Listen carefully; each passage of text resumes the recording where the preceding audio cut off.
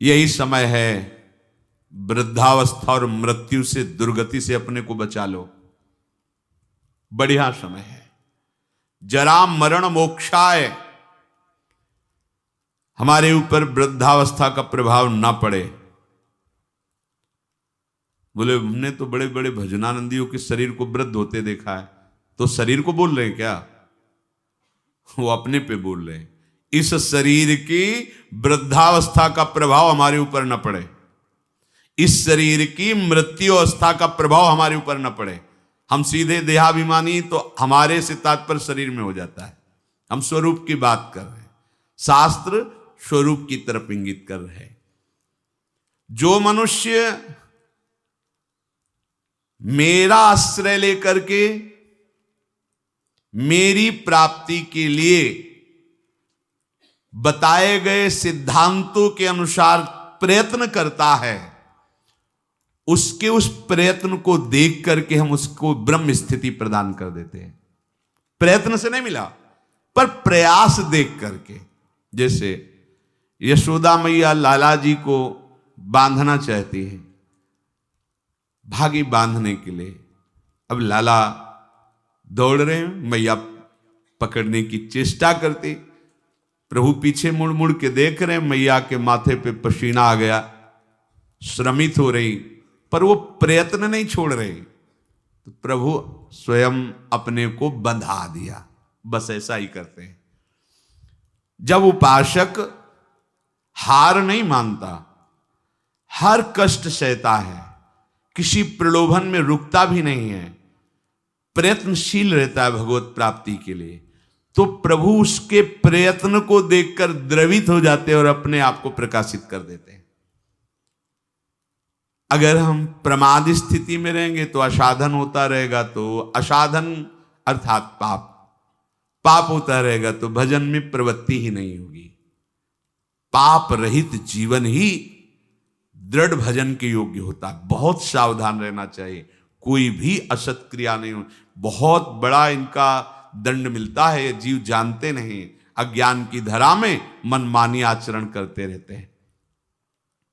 भयंकर गतियां, इन सब से हमें मुक्त होने का अवसर मिला है। जो मेरा आश्रय लेकर के मेरे द्वारा बताए हुए सिद्धांतों का, प्रभु ही संत रूप में, गुरुदेव के रूप में, शास्त्र के रूप में, ब्रह्म ऋषियों के रूप में हमें मार्ग बताते हैं, हम प्रयास करें, पूर्णता उनकी तरफ से हो। हम शरणागति का प्रयास कर रहे हैं, पूर्णता उनके हाथ में है। हम उनकी प्राप्ति का प्रयास कर रहे हैं, ये उनके हाथ की बात है। कब कैसे हमें मिलेंगे, कौन सी स्थिति देंगे, ये उनके ऊपर की बात। हमें उसका चिंतन नहीं करना, हमें ये चिंतन करना है कि आराध्य देव के सिवा और कुछ चिंतन ना होने पावे। उस ब्रह्म को, संपूर्ण अध्यात्म को और संपूर्ण कर्म को वो जान जाते हैं। जरा मरण मोक्षाय मामाश्रित यतन्तिते, ये वृद्धावस्था और ये मरण अवस्था, जीते जी मुक्ति प्राप्त करने के लिए मानव देह मिला है।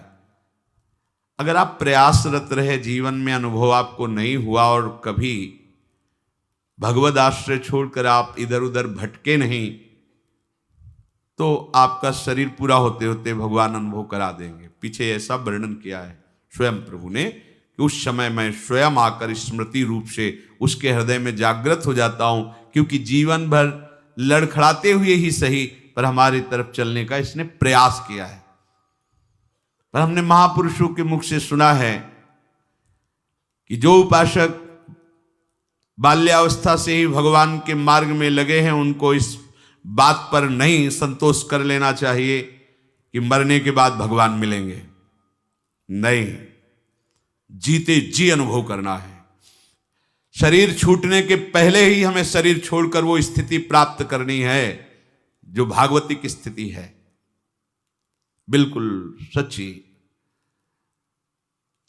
ये शरीर ऐसे ही अनुभव होने लगता है जैसे कोट, शर्ट, बनियान। स्थूल शरीर कोट, सूक्ष्म शरीर शर्ट, कारण शरीर बनियान, लेकिन पहनने वाला अलग है। पहनने वाला न कोट है, न शर्ट है, न बनियाइन है, बिल्कुल अलग प्रतीत होने लगता है। अपना स्वरूप अपने आप से अनुभव में आता है, किसी इंद्रियों के द्वारा नहीं, किसी करण के द्वारा नहीं। अपने स्वरूप का अनुभव अपने स्वरूप से ही होता है, अपने से ही अपने का अनुभव होता है, इसमें किसी अन्य का सहयोग नहीं है। फिर ये साधना क्यों है? क्योंकि ये पवित्र हो जाएं। ये पवित्र हो जाएंगे तो अपने स्वरूप में लय हो जाएंगे, शांत हो जाएंगे। जैसे शांत जल में ही हम देख सकते हैं, ऐसे शांत अंतःकरण में ही सारे भावों का प्रादुर्भाव होता है। इसीलिए भक्ति में भावों में सबसे पहले रखा गया शांत भाव, फिर दास सख्य वात्सल्य कांता सहचरी आदि। शरीर की मृत्यु के पहले ही शरीर का राग नष्ट हो जाए, ये साधना की फलवृत्ति है। जो जीवन में साधना की है, अब शरीर से ऐसा नहीं कि जिसका शरीर राग खत्म हो जाता है उसे पीड़ा ही नहीं होती, ऐसा नहीं है। पीड़ा होती है पर परेशानी नहीं होती, दर्द है पर दुख नहीं है, व्याकुलता नहीं। क्यों हुआ ऐसा कष्ट, क्यों हे भगवान ये कष्ट, ऐसा कुछ नहीं होता। सहज में एक वृत्ति रहती भगवदाकार। अब यहां किसी ने पीटा तो दर्द होगा, क्यों पीटा, ये ठीक हो जाए, कोई वृत्ति ऐसी नहीं आएगी। जो शरीर में हो रहा है, सर्दी लग रही तो अगेंद्री में महसूस हो कि हाँ सर्दी है, प्रारब्ध तो वस्त्र मिल गया ओढ़ लिया, नहीं मिला कोई आकांक्षा नहीं। ये स्थिति है, केवल बुद्धि से तर्कना से नहीं इसे समझा जा सकता, वो स्थिति है।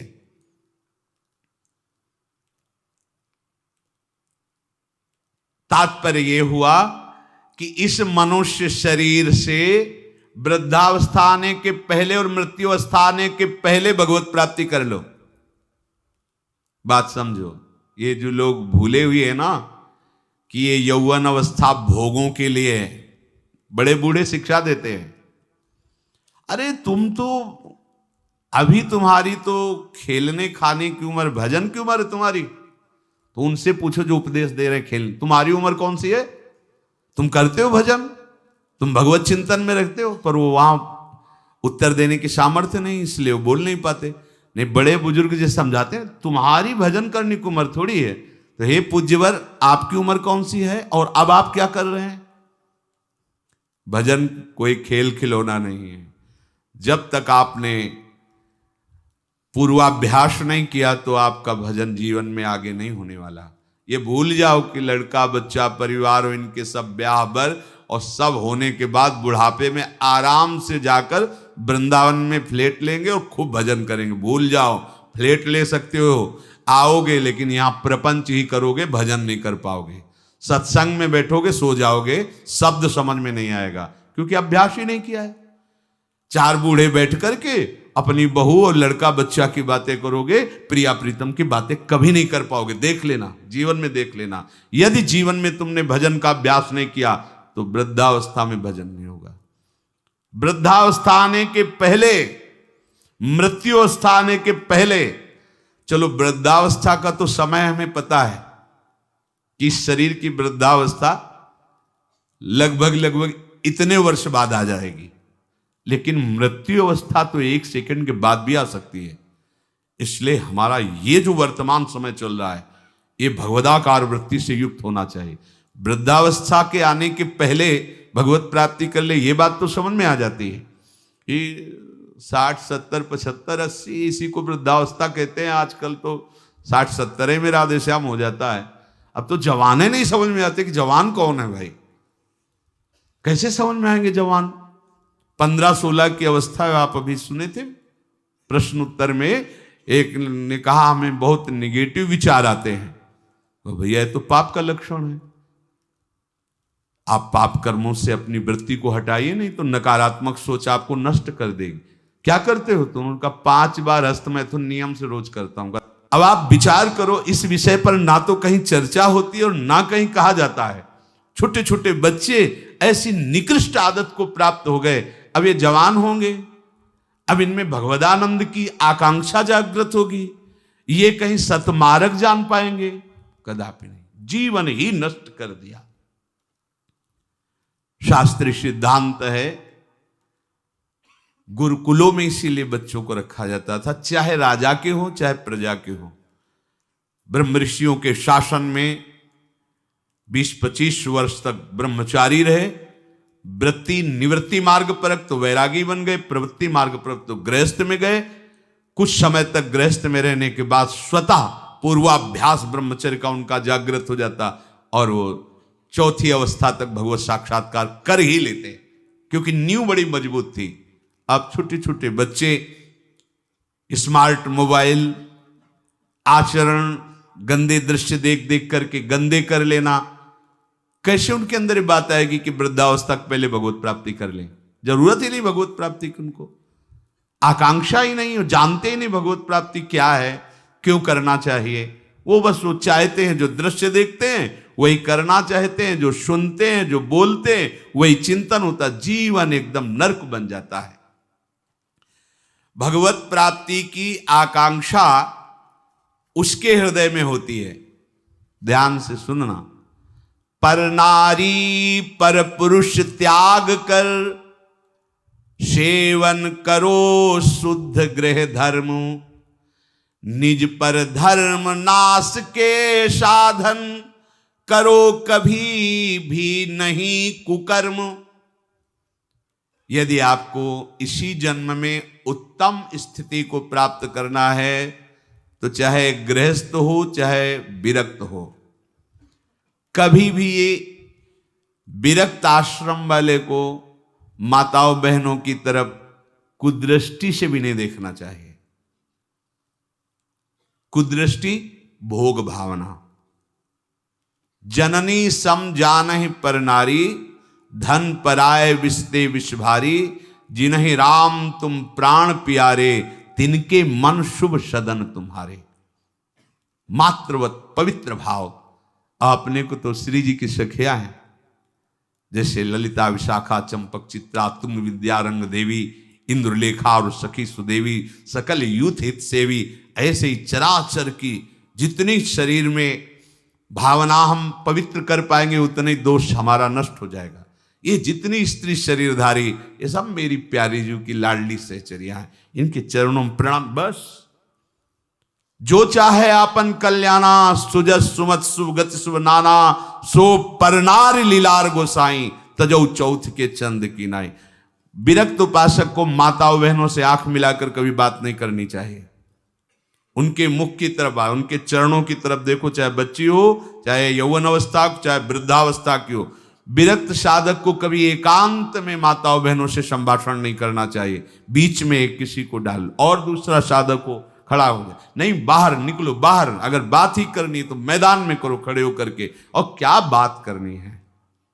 हम भगवत प्राप्ति के मार्ग में चले, हमें क्या बात करनी है? बहुत सावधान रहना चाहिए।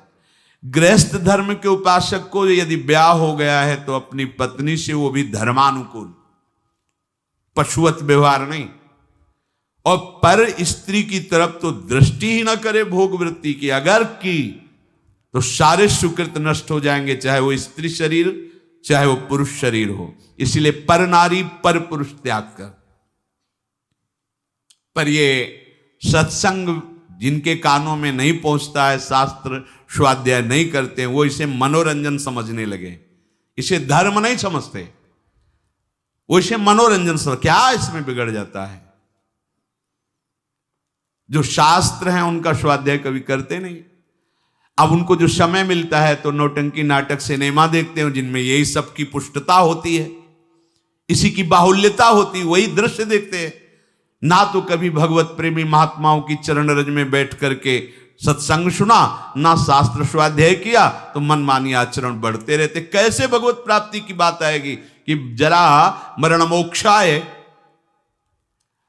अगर गृहस्थ धर्म में है तो शुद्ध कर्म करे, जो उसके शास्त्र अनुकूल वर्णन किए गए, वो भी सत्संग से ही पता चलेगा शुद्ध कर्म क्या है, अशुद्ध कर्म क्या है। जो दूसरे के धर्म का नाश करता है, कुकर्म करता है, वो कभी साधन मार्ग पर कैसे चलने की सोच सकता है? अगर कहीं उनके अंदर थोड़ी श्रद्धा भी बनती है तो भूत प्रेत की पूजा करता करता जो तामस व्यवहार, अंडे मांस शराब उड़ाता चोरी का करता व्यापार, रखता मन में वैर द्वेष मद करता जो हिंसा व्यभिचार, होता घोर प्रेत वो पाता असहनीय यातना अपार। जरा मरण मोक्षाय नहीं, वो प्रेत बनेगा। प्रेत योनि किसको प्राप्त होती है? तो बोले जो भूत प्रेतों की पूजा करते हैं, जो अंडा मांस शराब ये सब खाते पीते हैं, दूसरे के धन को जो चोरी करते हैं, मन में वैर द्वेष अहंकार रख करके जो हिंसा करते हैं और पर स्त्री से जो व्यभिचार करते हैं, वो घोर प्रेत योनि को प्राप्त होता है। इसका प्रमाण धुंधकारी है, पढ़ के भागवत में देख लेना। प्रेत योनि को प्राप्त होता है। ऐसे प्रेत स्वभाव वाले कैसे जरा मरण मोक्षाय के मार्ग का अवलंबन लेंगे? इसलिए तामस वस्तु नशीली जूठन से रखो परहेज विराग, माता पिता देवता गुरु का गुरुजन का न करो अपमान, सुख पहुंचाओ सबको संतत मन में रख श्रद्धा सम्मान। कोई भी नशा भगवत प्राप्ति के मार्ग में चलने वाले उपासक को नहीं करना चाहिए। बैठा लो। आजकल ये भी बहुत सूक्ष्मता से साधन मार्ग वालों को गिराने के लिए प्रवेश कर गया है कि थोड़ी सी भांग खा लो, बस भगवदानंद में डूब जाओगे, या एक दो चिलम फूंक लो, या अमुक अमुक अमुक। हम प्रणाम करते हैं, जो ऐसा करते हैं सिद्ध महापुरुष होंगे, उनको हम प्रणाम करते हैं, पर अपने कच्चे साधकों के लिए या भगवत प्राप्ति के लक्ष्य वालों के लिए हमें कहीं शास्त्र में आज तक नहीं लिखा, कहीं ऐसा नहीं मिला। कुछ लोग उदाहरण देते हैं कि भगवान शंकर भी भांग खाते हैं। भगवान शंकर भांग खाते नहीं, पीते हैं, हलाहल जहर पीते हैं। जगत की रक्षा के लिए समुद्र मंथन में निकला हुआ हलाहल जहर पिया। तुम एक धतूरे का फल खा के दिखाओ तो तुम्हें माने उनकी समानता कर सकते हो? जगत रक्षा के लिए भगवान, और यहां से नीचे उतरने नहीं दिया है। यही है नीलकंठ। तुम एक घूंट पानी आरोक के दिखाओ, एक बूंद पानी चला जाए, खोक खोक करते रहोगे। पूरा हलाहल जहर समुद्र मंथन का यह आरोक लिया है, इसलिए नीलकंठ भगवान उनको कहा गया। कहते भगवान शंकर गांजा पीते, कभी देखा चिलम उड़ाते हुए भगवान शिव को? अरे भाई समझो, उस भगवान हैं, वो जगत मंगल के लिए सब किए हैं। वो कोई ऐसा नहीं कि थोड़ा भांग खा के कैलाश।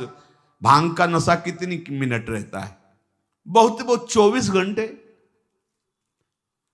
12 घंटे 24 घंटे। शंकर सहज स्वरूप समारा, लाग समाधि अखंड अपारा। 88,000 वर्ष तक की समाधि एक बार में, 88,000 वर्ष। 88 मिनट बैठ के बिना हिले दिखाओ हमें तुम। 88 मिनट बिना हिले डुले पद्मासन लगाओ और 88 मिनट बिना हिले डुले, शरीर कांप जाएगा। महापुरुषों के सत आचरण का तो अनुकरण नहीं करते, और उनकी जो महामहिम जगत रक्षा के लिए वृत्ति, उसको बोलते भगवान शंकर नशा करते। कोई भी तामस वस्तु, नशीली वस्तु अगर स्वीकार करेंगे तो शुद्ध भजन नहीं हो पाएगा। इसलिए जो कर रहे हैं वो सिद्ध है, हम प्रणाम करते हैं। हमारा निषेध करने का कोई बल ही नहीं है। शास्त्र कह रहा है तामस वस्तु नशीली, कोई भी नशा नहीं होना चाहिए साधक के जीवन में। जूठन से रखो परहेज। गुरु की, आराध्य देव की जूठन के सिवा जीवन में किसी और की जूठन नहीं पानी चाहिए। सब सवै संत गुरुदेव हैं, व्यास या प्रतीत भगवत प्रेमी महात्माओं की जूठन के लिए तो आदेश दिया है, जूठन ले पावे सदा। जो गृहस्थ में हैं, माता पिता वयो वृद्धों को भगवान का स्वरूप मानकर उनका आदर करे। बड़ा क्रूर स्वभाव होता जा रहा है। नवयुवक जन है, अपने वृद्ध माता पिता को कटु वचन बोलते हैं, यहां तक कि उनके ऊपर हाथ भी छोड़ देते, मारने पीटने तक पर। सोचो तुम्हारी गति क्या होगी। जो भगवत स्वरूप माता पिता जिनकी चरण आराधना करने पर भगवान की प्राप्ति हो जाती। पुंडरीक जी ने अपने माता पिता की आराधना की तो भगवान विट्ठल उनको दर्शन देने बिना चाहे आ गए। ऐसे पूज्यवर जो हमारे गुरुजन हैं माता पिता, यदि हम उनका अपमान करेंगे, उनको गाली देंगे तो हम जरा मरण मोक्षाय मार्ग पर चल पाएंगे? कदापि नहीं। और सदगुरुदेव की अवहेलना, फिर तुम्हें परमार्थ की पगडंडी मिल जाएगी? कदापि नहीं। सुख पहुंचाओ सबको संतत, मन में रख श्रद्धा सम्मान, सब में भगवत भाव कर कर सुख देने की भावना। बुरे संग का, बुरे व्यसन का, कभी न रखो मन में मोह, काम लोभ को छोड़ करो, सब जीवों पर स्वाभाविक छो। जैसे कर्म किए जीवन भर, जैसे मन में रखे विचार, अंतकाल भाव मनुज का होगा उसके ही अनुसार। बहुत सुंदर बात कह रहे हैं पूज्य भाई जी महाराज।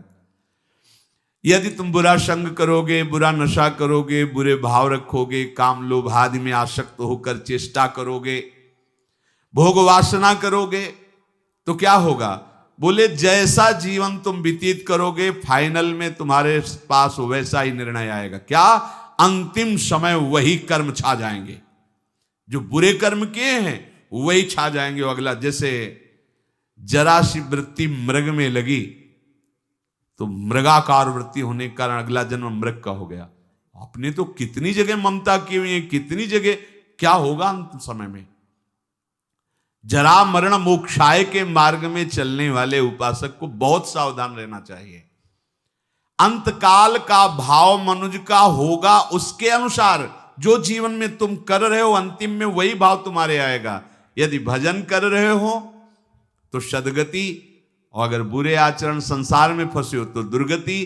तदानुसार ही सदगति दुर्गति होगी उसे प्राप्त अनिवार्य। अतः रखो प्रतिपल ही मधुमय, भगवद स्मृति में हृदय उदार। अपने हृदय को निरंतर भगवद स्मृति में लगाए हुए ही कार्यरत रहो। अगर आप इसको भगवद स्मृति को छोड़ते हैं कि आगे हम कर लेंगे, तो आगे नहीं होने वाला। मृत्यु समय की अनुपम सेवा, मन से दूर करे संसार। हमें मृत्यु बनानी, मृत्यु को महोत्सव बनाना है। हमारा आखिरी समय होना चाहिए। तो बोले इसके लिए क्या करो? संसार का चिंतन छोड़ना होगा। संसार का चिंतन छोड़ोगे तो तुम्हारी मृत्यु महोत्सव हो जाएगी। और इस पर कोई सोच नहीं रहा। सारी सोच आज की है, आज की। वर्तमान को भोगों में कैसे हम डुबोएं। आज हमें अच्छा खाने को मिले, खूब